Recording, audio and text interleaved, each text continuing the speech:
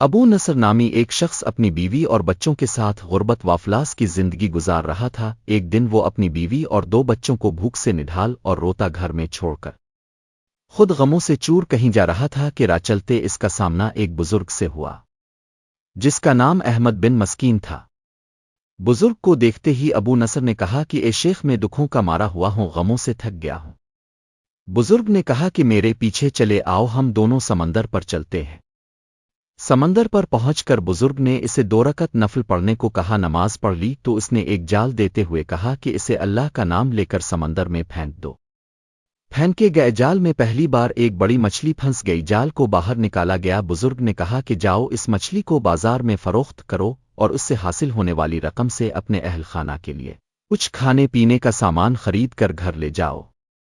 ابو نصر نے شہر میں جا کر مچھلی فروخت کی اور حاصل ہونے والے پیسوں سے ایک قیمے والا اور ایک میٹھا پراٹھا خریدا اور سیدھا بزرگ کی خدمت میں پہنچا اور کہنے لگا، ان پروٹھوں میں سے کچھ لینا قبول کرو۔ بزرگ نے کہا کہ تم نے اپنے کھانے کے لیے جال پھینکا تھا، قدرت نے تمہیں مچھلی دے دی، میں نے تمہاری مدد اپنی بھلائی کے لیے کی تھی، اس لیے یہ پراٹھے تم اپنے گھر لے جاؤ، ان پیسوں پر صرف تمہارا حق ہے اور اپنے اہل خانہ کو کھلاؤ۔ ابو نصر اپنے پراٹھے لیے خوشی خوشی اپنے گھر کی طرف جا رہا تھا کہ اس نے راستے میں بھوک سے ماری ایک عورت کو روتے دیکھا جس کے پاس اس کا ایک بیٹا بھی تھا جو بھوک سے رو رہا تھا۔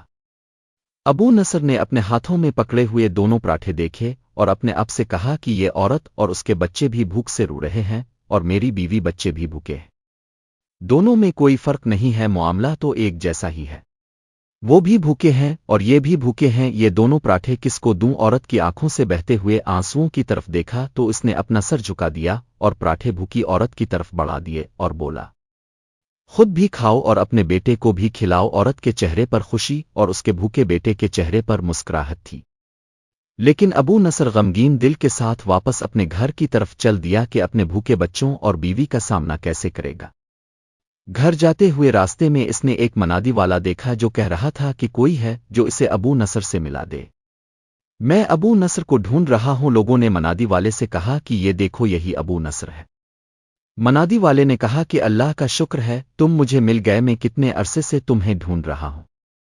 آج سے 20 سال پہلے تیرے باپ نے 30,000 درہم امانت رکھے تھے، جب سے تیرا والد فوت ہوا ہے میں تمہیں تلاش کر رہا ہوں، آج میں نے تمہیں پا لیا ہے تو یہ 30,000 درہم تیرے باپ کا مال ہے جو میرے پاس امانت تھے، لے لو۔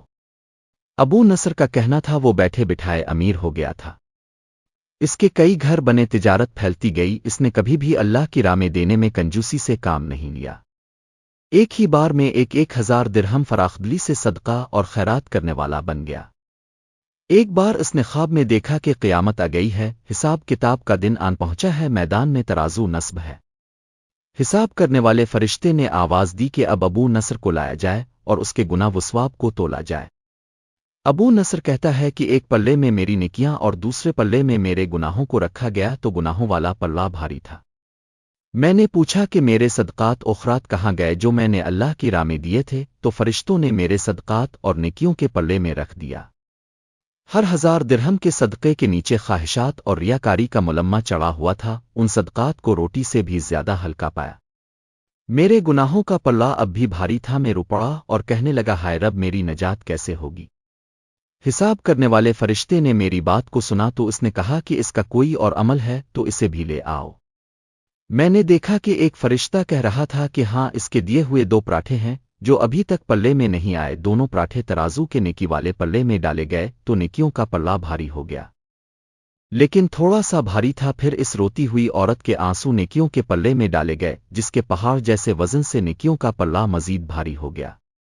منادی والے نے پوچھا، کوئی اور عمل بھی اس کا باقی ہے تو لے آؤ؟ فرشتے نے کہا کہ ہاں، ابھی اس بھوکے بچے کی مسکراہٹ ہے، اسے اس پلے میں ڈالا گیا تو نیکیوں والا پلہ بھاری سے بھاری ہوتا چلا گیا۔ منادی کرنے والا بول اٹھا کہ یہ شخص نجات پا گیا۔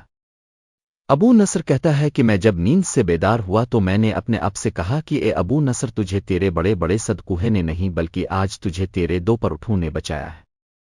پیارے بچوں، اس کہانی سے ہمیں یہ سبق ملتا ہے کہ کسی بڑی نیکی پر مغرور نہیں ہونا چاہیے اور کسی بھی چھوٹی نیکی کو حقیر نہیں سمجھنا چاہیے۔